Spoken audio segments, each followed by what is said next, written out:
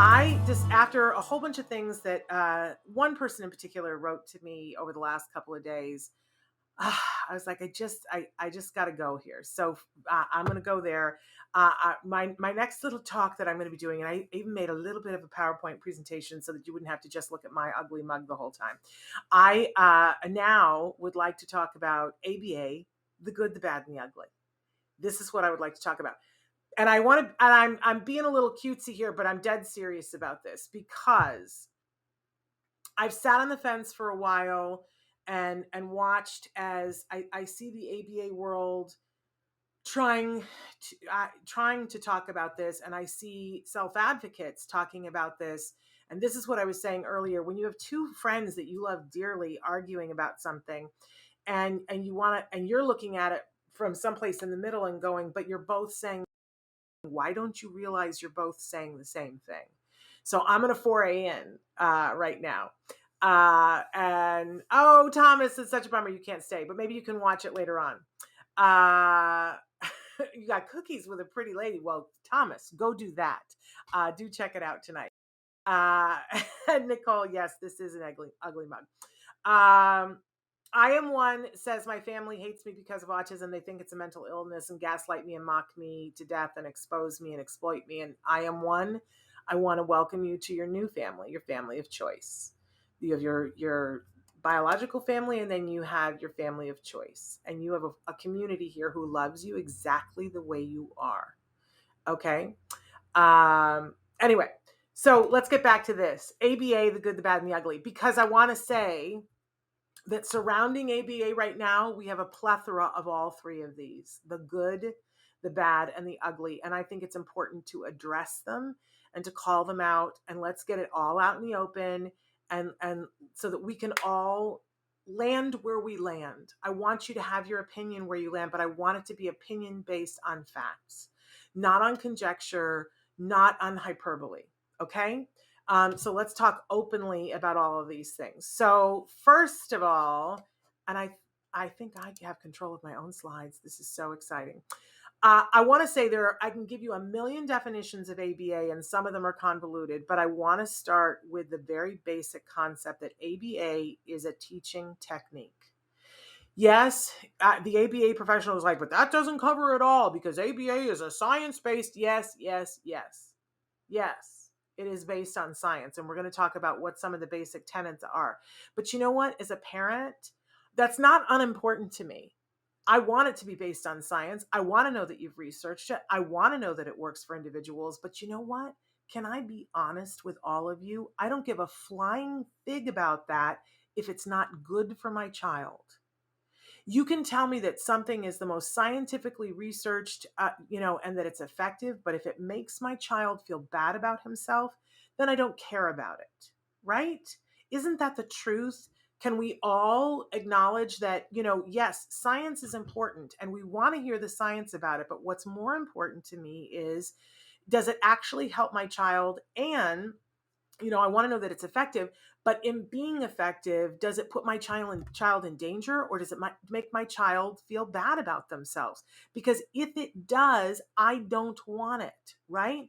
And I want ABA professionals to hear that, because I think that's a piece that they don't address often enough.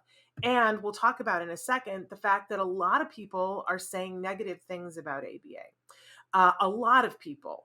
And we're going to talk about those things, but I need for everybody to understand that there is a much wider conversation. Okay, so it is a teaching technique. That is what ABA is.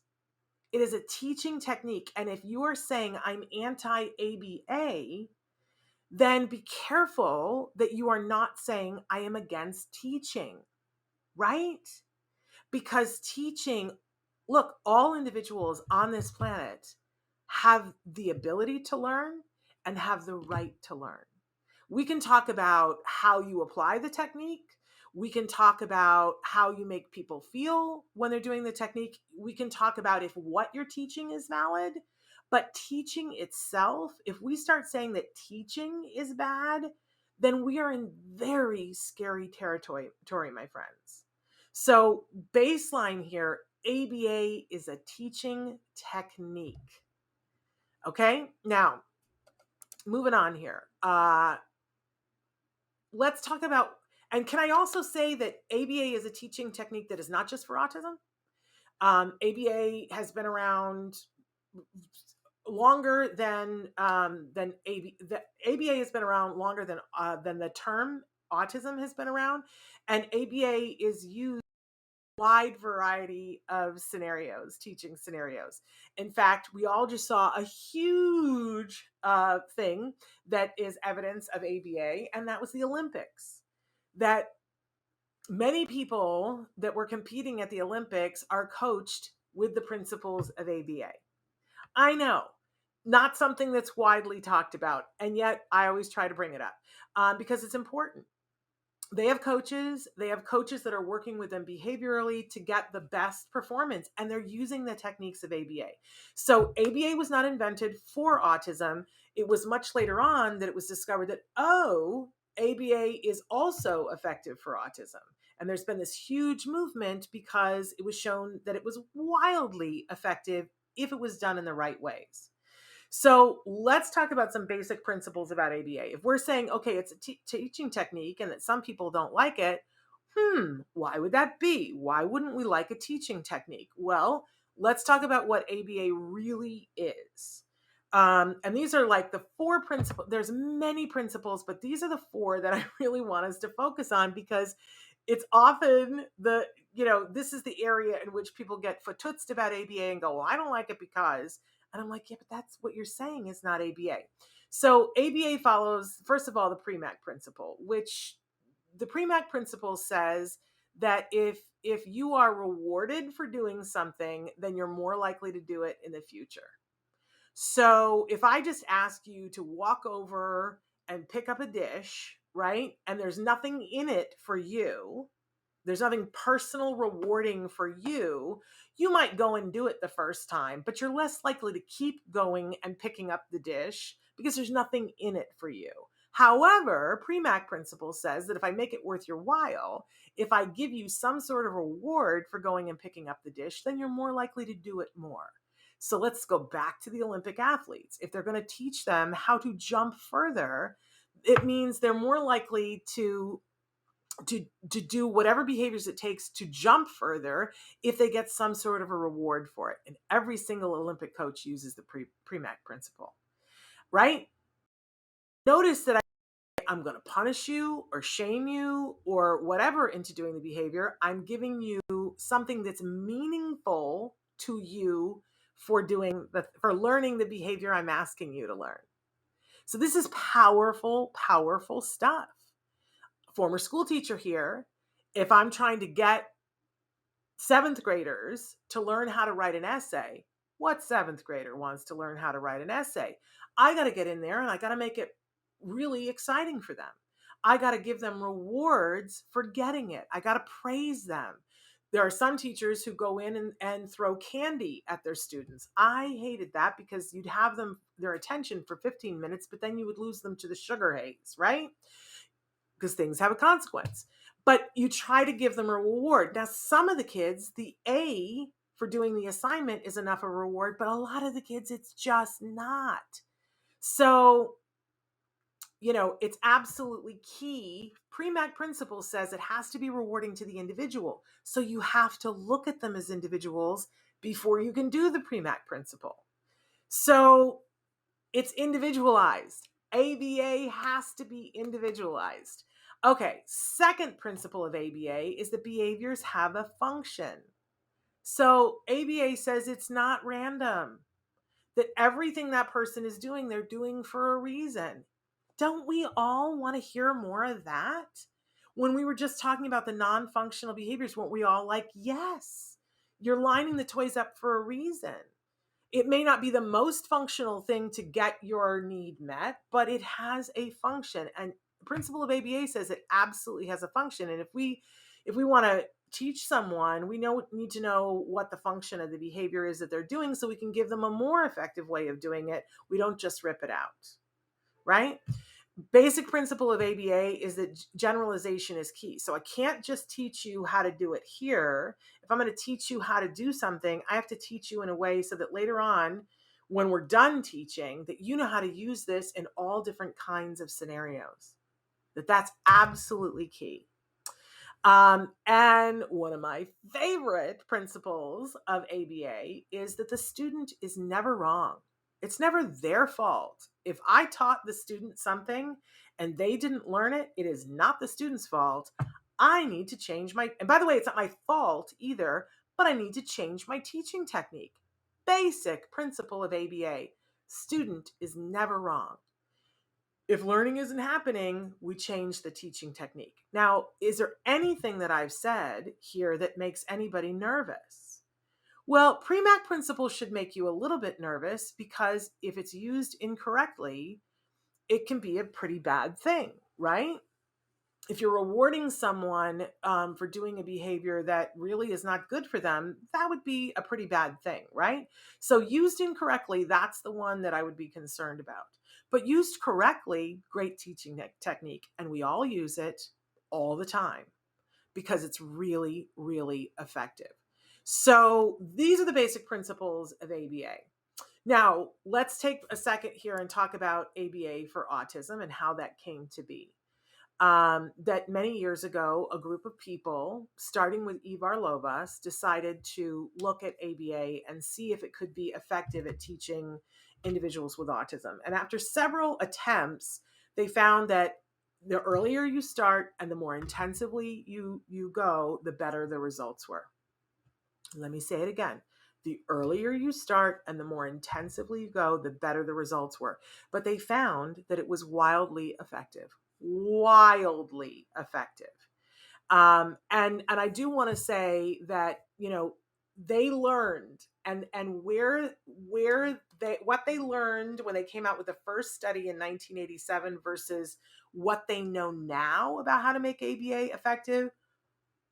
Woo! So much more effective now than what they were doing back then. But even in 1987, with what they knew, it was effective. But are they doing all the same things that they did in 87? No, because they found, oh, that doesn't work. We don't like that. That doesn't, you know what I'm saying? They learned. Can we stop thinking that people are static? I have learned in the 10 years that I am here. So when I hear somebody says, well, Ivar Lovaas said this in 1962, I'm like, okay, all right, I hear that. But what did Ivar Lovaas say later on? Right? Like, I just don't think that we can be static ourselves, and we shouldn't assign that to other people. So this is a picture of me with my son. Yes, that's what I used to look like when I had brown hair. And I want you to see that is me hanging on to my son. And almost every picture that you see of me at this age, I'm a hunchback holding on to my son because we were by water. And if I had not held on to him, he would have run into that water. So we were in a place where, and we are happy and smiling, and he's already had a little bit of therapy at this point, and so he's looking at the camera, and I'm thrilled that I can be there with my child, and by hanging on to him, he doesn't go into water, because in a time when that would not even have been true. I found out about ABA, and I said no to it because a doctor, a developmental pediatrician, that told me that it would turn my child into a robot, and she told me that my child would be tortured. Now, if you know me, you know that that's not happening. Nobody's turning my child into a robot, and nobody is torturing my child. Not only not on my watch, not over my dead body, and I will find a way to come back and haunt you. You know what I'm saying? That was not happening. So I said no to ABA because I listened to that expert. An expert, a developmental pediatrician, who was the one who diagnosed my son. And then one day I went to a house of a family and I saw their child. And I was so jealous of their life and their family, and what they had, and the fact that, and I assumed that this child did not have autism. And then they told me no, that child had autism, and that they were doing early intensive ABA. And I said, turn them into a robot. And they gave me information about ABA and good quality ABA, and they talked with me about intensity, and they talked to me about what we were going to be looking at, and they filled me with hope.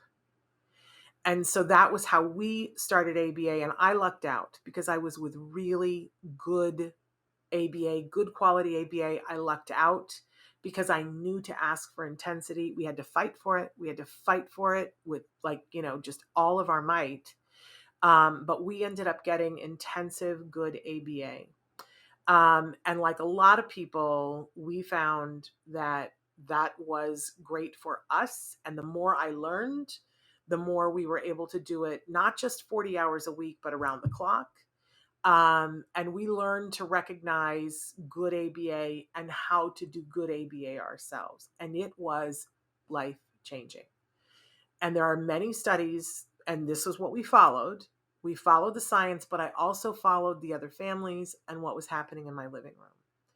So I offer up to you, this is the good, right? I said, I promised that we were going to talk about the good, the bad, and the ugly. That when there is intensity, when there is good quality ABA, good things happen. I love that Dr. Doreen Grampuchet always says, if you do enough of the right things often enough, good things will always happen. And I certainly followed that with our son. We had hard days and we all worked really hard. My son worked the hardest, but his team also worked hard. And my son went from being someone who was considered nonverbal to someone who graduated with honors from high school last year and is now a college student with absolutely no supports going to college. And he is going to the college that he chose. He got into 6 different colleges. So I want you to know that that's the good, right? And that everyone finishes in a different place.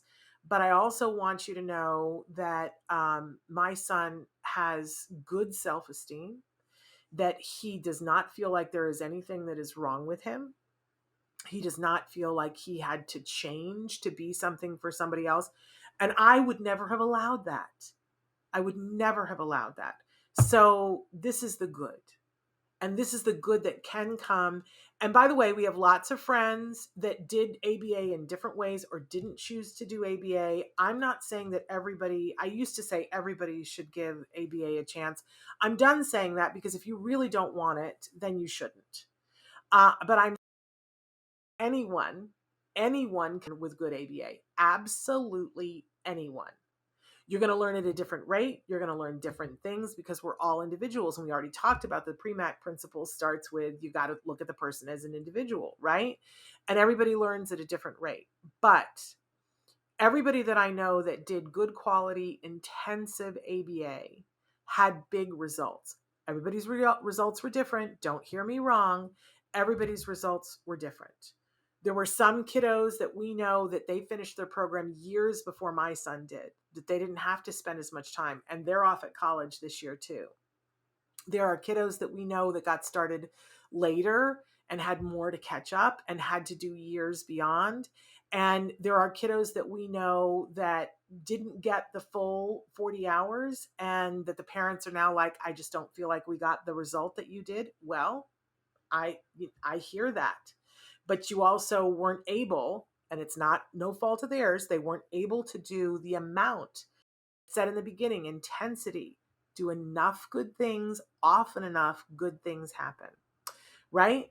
So this is the good. Now, before we run out of time, I promise to go over the bad and the ugly. I see a question though. Shannon, question please. Do we have to reward small behaviors? For example, hold on, you guys are writing in a lot of stuff. For example, if I ask my son to take his plate to the sink after eating, wash his hands before eating, etc. Well, until the behavior maintains itself on its own, yeah, you do need to reward it. and I know it feels exhausting because like, oh man, my day is full of rewarding my child for good behavior. That is the promised land, my friends. If that is your day, woo, like let's all celebrate, right? But it is exhausting because you got to get in the habit of it. And it does mean a mind shift.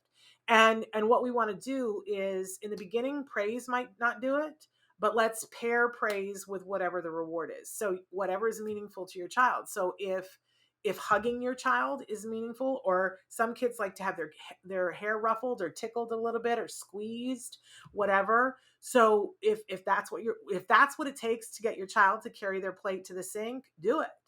Have him take the plate to the sink and stop for a second, give him the squeeze and go, good job. You will find yourself saying good job over and over and over. That's the hallmark of when I go, oh, ABA is happening here. When somebody's like, good job. Some parents do the good job and the high five, excuse me. But pair the praise with whatever is meaningful to the child and do it like in the beginning all the time, because then he gets in the habit of taking the plate to the sink. Then later on, you can do the slot machine technique where you don't praise every time. Maybe you praise every other time to maintain it. And eventually you get to the point where, you're on to praising something else. Okay. But if every day you got up and your whole day is filled with praising your child for all the little things, this is not a bad situation. It's just going to feel false and foreign for a little while. And then it's going to feel like, wow, my life is good. So embrace it. Okay. So I'm talking about the bad here, right? Let me ask you something. And I forgive me, because when I talk about bad things, I give you cute pictures of animals, because what am I going to do? Put a picture of a screaming child up here? This is not going to make anybody happy. So we're going to talk about bad things, but I'm giving you a picture of a very cute puppy while we talk about it. Let me ask you something. Have any of you, raise your hand at home, have any of you ever been in a classroom with a teacher who, did something that you have some level of upset or trauma over? Raise your hand. Right? Have you ever been with a teacher who was mean to you? Raise your hand. Have you ever had a negative experience in a classroom? I think the vast majority are raising your hands right now, right? Are we happy about that? No. Do we find that acceptable? No. I'm an ex-teacher and I don't believe in allowing that to happen in a classroom. So I want to be abundantly clear with you. It's not okay. But let me ask you this. Why haven't we said we should shut down the education system? We should stop school. In fact, let's stop education right now, because all of us have something in common. At some point while we went to school, we had a negative experience. So you know what? Education is bad. Teaching is bad. School is bad. Shut it all down. You had a bad experience in third grade. Well, third grade, I'm sorry, is terrible. It's unconscionable. Let's shut that thing down. Why don't we? You know why? Because we have a wider experience. We know that bad stuff happens, stuff that's inappropriate happens, and it's on a continuum of stuff that is like, whoo, not okay. None of us are accepting this, but we don't say shut it down, because we know that there's good experience with third grade teachers too. So we're not going to shut all of third grade down. We have an understanding as a society that there are some teachers who are bad, and there are some teachers who are good, and there is a smaller group of teachers who are phenomenal. But even the phenomenal teachers sometimes have bad days. And you understand that, and I understand that, and we have an acceptance of that. So here we have ABA, which is a teaching technique. And are all people who do ABA brilliant? No. Are all people good? No. Are there some people who are not upholding the tenets of ABA and purporting themselves to be ABA people? Yes. Have bad things happened? You betcha. Am I upset? Absolutely. Do I think it's okay?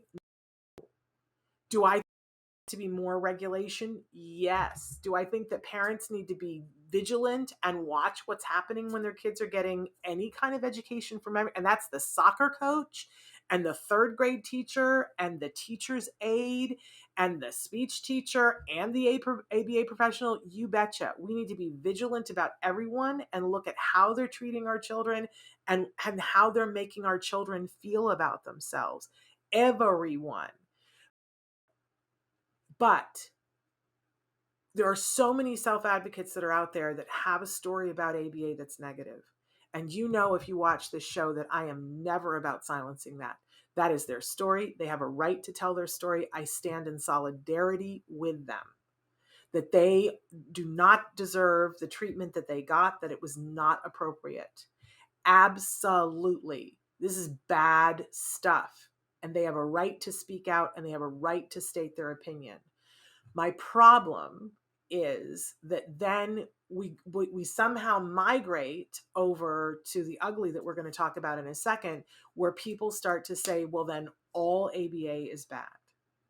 And this is problematic for me because I feel like that comes from a place of not having that global understanding that we all have, that, well, okay, you had a third grade teacher who was horrible, like had to go to jail horrible, right? But we didn't say, let's stop third grade, because we understood that not all third grade teachers are like that. And here's the thing, there aren't enough people who understand that all ABA is not like that. This is where my expertise is. I happen to know because it was in my home for 5 years.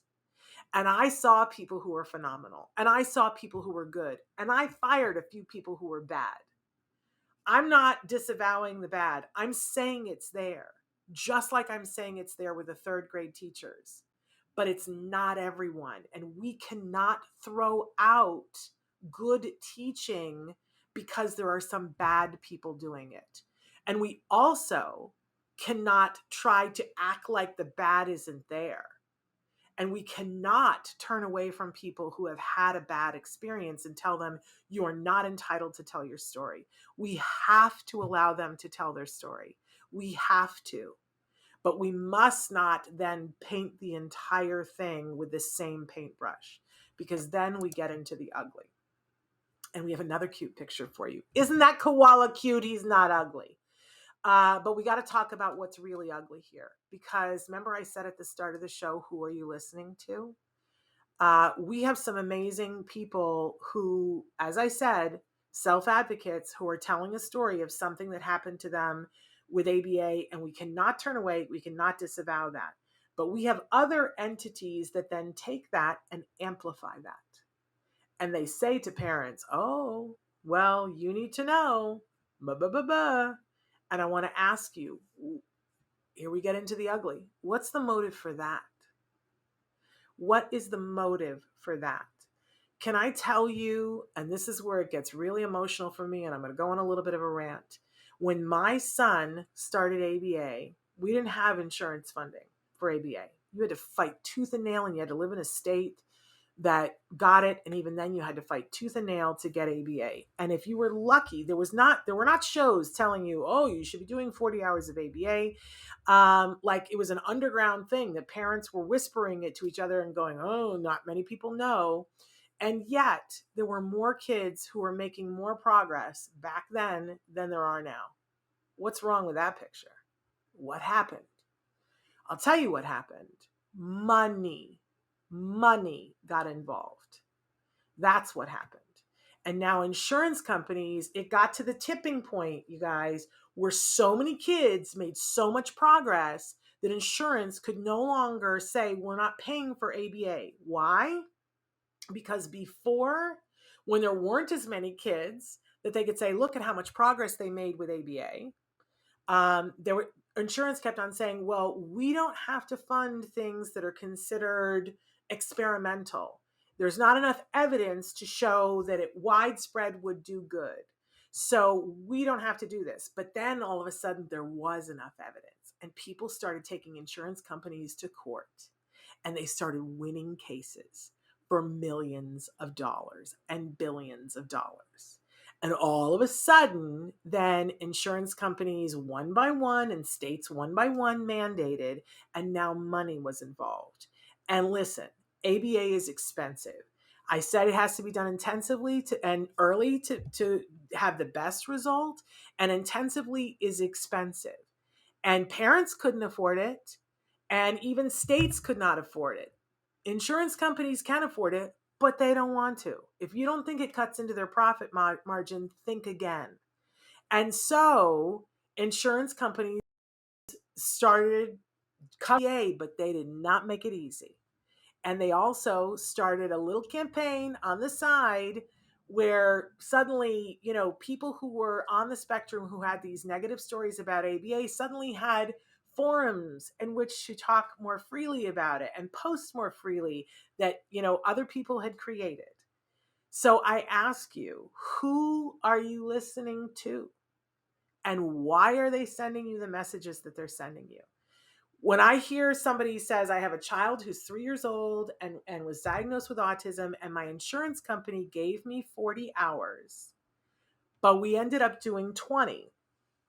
And I ask why, and I hear all kinds of stories about how, well, there weren't more hours available. That certainly is a story. But then what happens is that you get a year down the road, and by that point, the parent realizes, oh, my child needed 40, and the insurance company says, oh, but you didn't use it. It makes me have chest pains, y'all.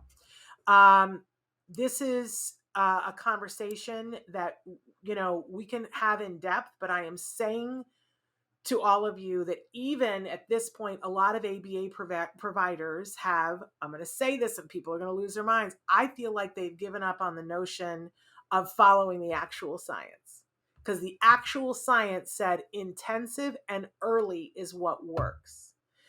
Insurance has made it so problematic for ABA companies to be able to provide the intensive and early that some ABA providers have given up.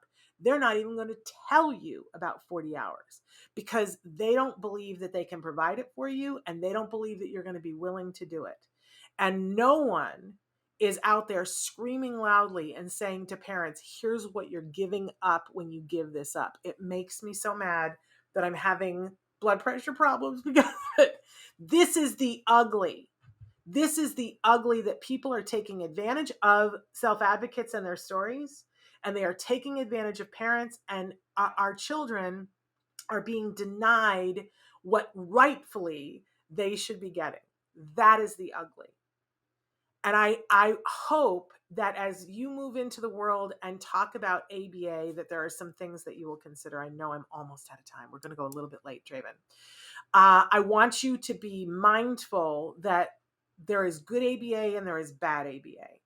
And if you're going to do ABA with your child, and if you're going to put your family through the intensiveness, which is like getting an Olympic athlete ready, you should know what some of the good hallmarks of ABA. So first one is intensity. If you have a child who's under the age of 5 and they're not talking to you about 40 hours, I want you to get in their face and ask them why. And ask them if it's a money related question or if it's their failure to be able to staff. And we need to hold ABA companies accountable. I'm just going to go there. Okay. Second one is that they better be focused on, I'm saying they should be talking about 40 hours, but here's the asterisk here is it's got to be focused on the individual. Ask them if they're saying less than 40 hours, there's a possibility that maybe your child only needs 35. We know what the guidelines are, but they need to be talking about the individual. But when they start talking about 20 hours for anybody who's under the age of 5, I reject it because it's not intensive. But it has to be individualized. They have to individualize the lessons. And if it feels like a cookie cutter, run. Because this is not a puppy mill. This is a very precise science that's about the individual, right? How about this? The clear focus on reinforcement. If you do not see that they are regularly checking in with what your child likes and what makes your child happy and giving it to them, then you are with the wrong ABA provider. If they are not teaching you, the caregiver, everything they know and saying, we want to do sessions with you to ask you, what do you want your child to do, and teaching you about it, wrong ABA provider. They need to be teaching you. Ask, one of the best things I can tell you if you want to see if somebody is a good ABA provider is say to them, what is it that you want to teach my child? And when they say, oh, we're going to be working on potty training, then say to them, and how will you be working on generalization?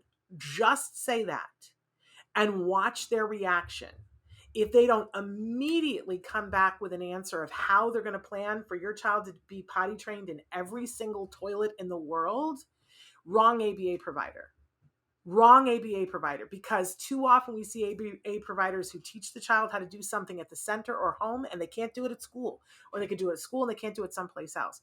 If they don't know and are planning for generalization from word one, no, they're not the right one. How about a willingness to change techniques to suit the individual? Now, I'm not talking about changing their schedule so that they're doing around your work schedule. Hear me when I say that. Make your child as available for the hours that they have available at the center. You wouldn't ask the ballet company to work around your work schedule for when they teach classes. Don't ask an ABA provider to, right?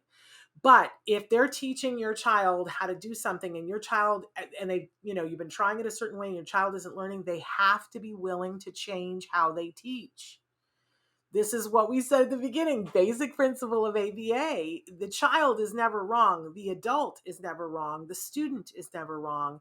You got to be willing to change your teaching techniques, which is also flexibility and approach, right? It has to be a team approach, and you better be on the team. If you're the parent, you better be on the team, and don't let them vote you off of the team, right? Everybody has to talk together, which is all part of that communication. I think this is the number one problem that ABA providers have, communication is hard. It's just hard. It's hard. But keep saying to them, communicate with me. And then you got to communicate back with them, right? And if they don't put the dignity of your child somewhere at the top of the list of everything, then don't, if they're saying, well, this is the way we're totally taking away the child's dignity, but that's the way they're going to learn. BS. That is not a part of ABA. That is not even basic ABA. That's not a part of it. Certainly not a part of quality ABA. So these are some guidelines. And I charge all of you to go out there and share any part of this presentation with your ABA provider. There are some amazing ABA providers out there and that have not lost their way, that are doing amazing work, that these things on this list are just Tuesday. That is just Tuesday to them. And there are other people who go, well, we're not able to do that. And you know what? Then don't be with them. Go someplace else. If we don't rise up and fight for this as individuals on the spectrum, as parents, if we don't all come together on this, because here's the other part of it, you guys. I love me some self-advocates, and I try to listen, and they say, we need to be treated like individuals. We need to have dignity. We need people to help us to learn the things that we need to learn. We need, more resources. These are the things that I hear.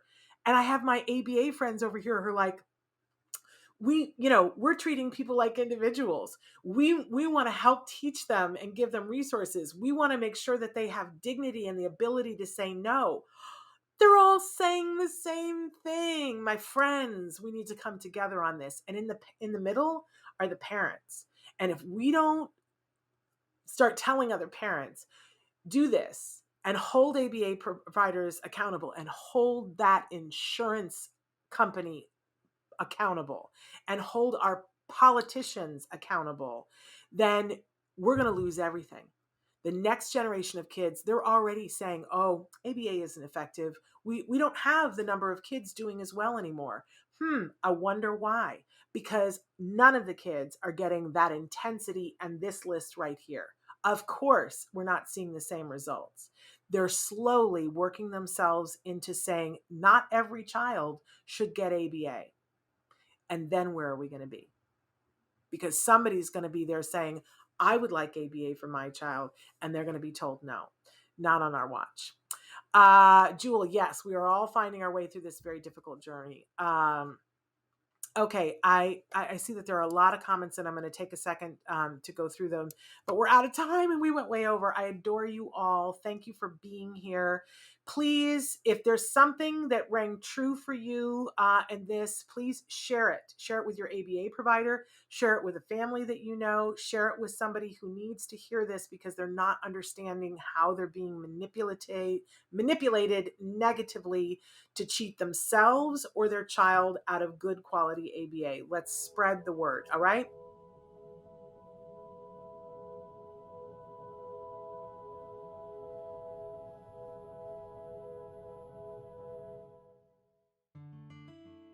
Thanks for watching Autism Live. If you found anything helpful in this video, please give us a like. In fact, make sure that you smash that subscribe button on YouTube and give us a like on Facebook.